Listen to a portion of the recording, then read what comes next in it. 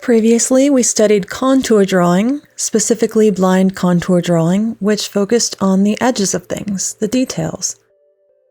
But it wasn't great at capturing proportion correctly or having anything in the right place. It also wasn't ideal at capturing movement or feeling or even the essential action of the subject or object. This is where gesture drawing comes in. Kimon Nicolaïdes was a popular drawing teacher in the early 20th century, and he said that everything has a gesture, even a pencil. But what does that even mean? If we look into the work of 19th century French artist Honoré Daumier, we might get a clue into how gesture works. In this drawing that depicts a riot scene, notice that the figures are expressing a lot of fear and they are running quickly in a couple different directions. Now, if we were looking at a contour drawing, you wouldn't be able to differentiate those kind of things. But because gesture drawing can express a sense of movement and emotion, it gives us a much clearer picture of what is happening in the scene rather than what is being depicted. Let's look at another Daumier called The Imaginary Invalid from 1860. And this is based on a play. But what I love about this drawing is that the two figures on either side feel otherworldly because they aren't fully filled out from the bottom, so they have a ghostly appearance to them. Gesture is really good at this, showing us a relative lightness or heaviness. And in this case, it makes the figures on either side of the person feel really ghostly. Another image I love is this one called Lion Devouring a Hare by another French artist, Delacroix, from the 1850s as well.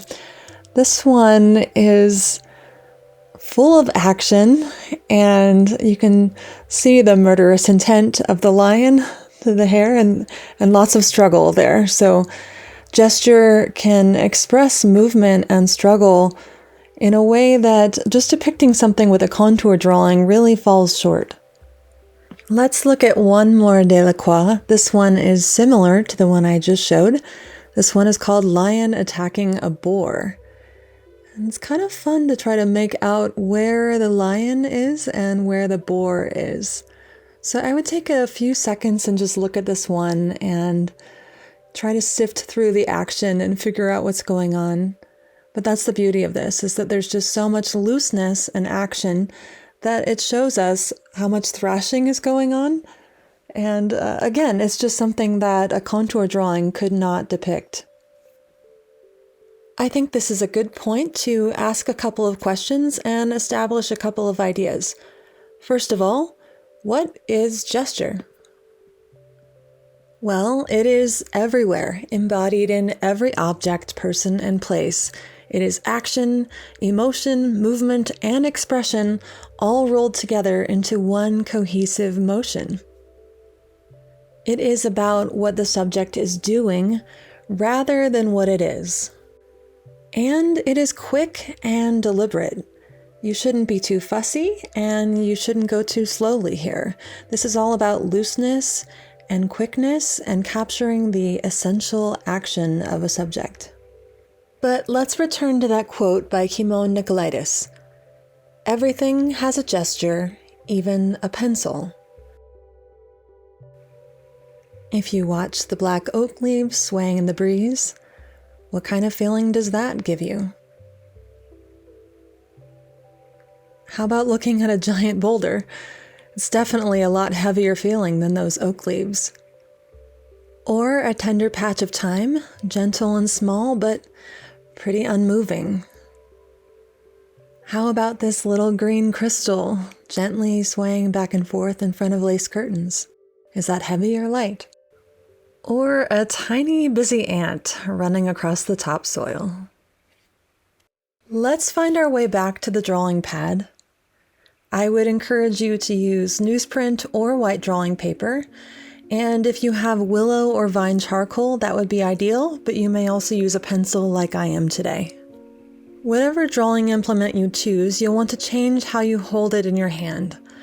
You don't want to hold it like you would a regular pen or pencil. Instead, turn it around and pinch it between your first finger and your thumb and kind of gently skate across the paper with it. Why does this even make a difference? Well, it keeps your hand a lot looser, which is really important when you're trying to capture gesture and movement. I hope you're ready to jump in now yourself.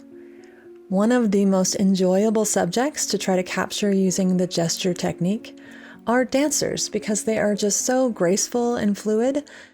I have chosen this video of Misty Copeland with the Philharmonic performing Swan Lake.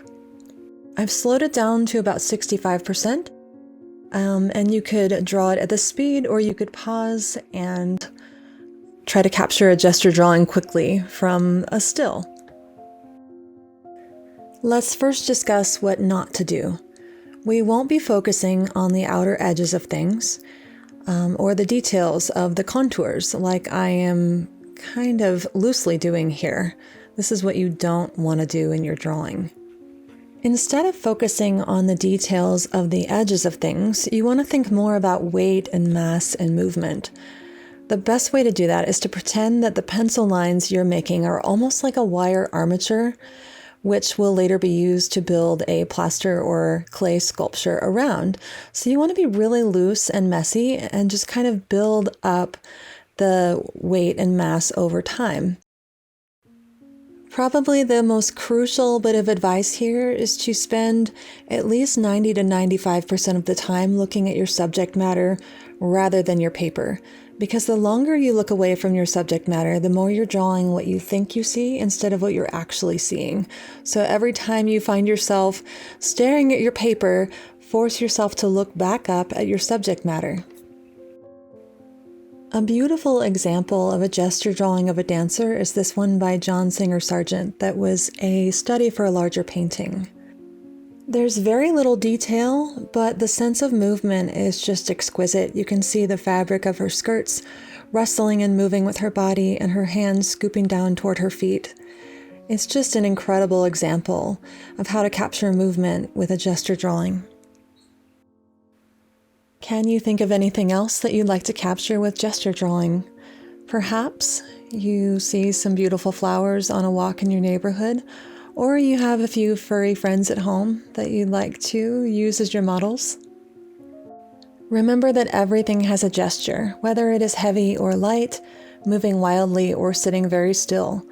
How often do we pay this close attention to what's going on in our world? It's sort of like a visual meditation. So remember to enjoy this, breathe and have fun. And I look forward to seeing all of your drawings.